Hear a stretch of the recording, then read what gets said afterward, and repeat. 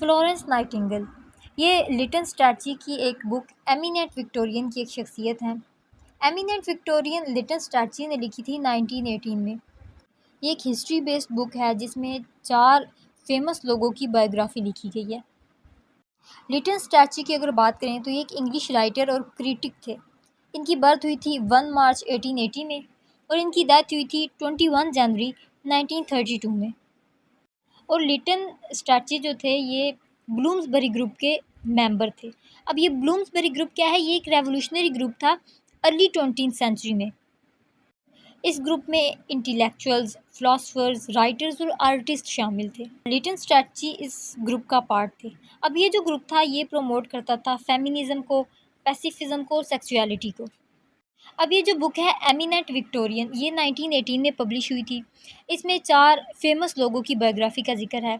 और वो 4 लोग कौन से हैं? सबसे पहले आ जाती हैं Florence Nightingale, Thomas Arnold, cardinal Manning और जनरल गॉर्डन इसमें आ जाते हैं। अब हम बात करेंगे फ्लोरेंस नाइटिंगेल की। ये एक लेडी थी जिन्होंने मॉडर्न नर्सिंग की बुनियाद रखी थी। इनकी बर्थ हुई थी 12 मई 1820 में। ये फ्लोरेंस में पैदा हुई थी और ये अपर क्लास फैमिली से बिलोंग करती थी।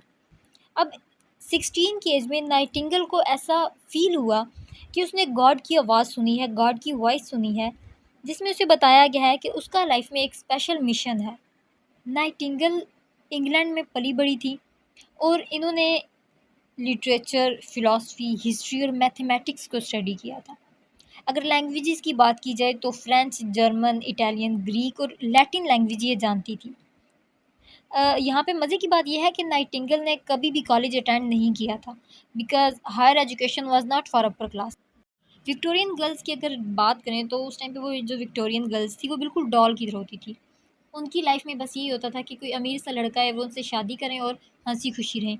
लेकिन नाइटिंगेल की लाइफ काफ़ी चेंज थी। उसके जो ड्रीम्स थे वो काफ़ी चेंज थे विक्टोरियन गर्ल्स की निस्बत।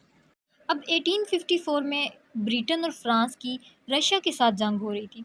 अब ड्यूरिंग वार ये जो नाइटिंगेल थी ये बैरक्स हॉस्पिटल से हायर हुई थी।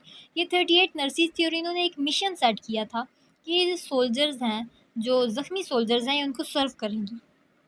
अब वहाँ पे जो हॉस्पिटल्स थे वो काफ़ी ख़राब थे, गंदे थे, उनकी हालत काफ़ी ख़राब थी। तो इसने वहाँ पे जाके सबसे पहले उनको साफ़ किया करवाया। उसके बाद इसने नर्सेज़ जो थी उनका एक स्केड्यूल सेट किया पेशेंट्स की केयर और उनके वर्क के लिए।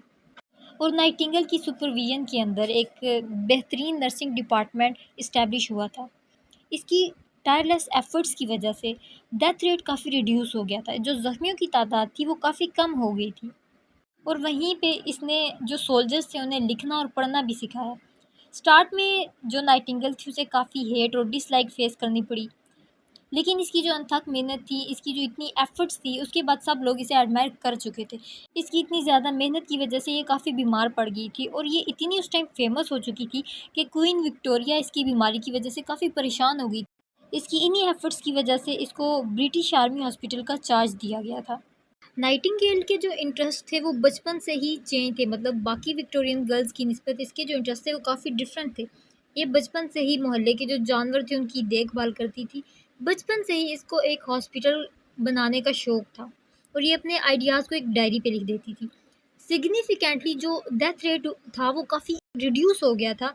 इसने जो इम्प्रूव किए थे लिविंग स्टैंडर्ड्स और हाइजीन को, उसकी वजह से ये मॉडर्न नर्सिंग की फाउंडर मानी जाती हैं। आल्दो ये अपर क्लास फैमिली से बिलॉन्ग करती थी, इसने काफ़ी ज़्यादा प्रॉब्लम्स को फेस किया था।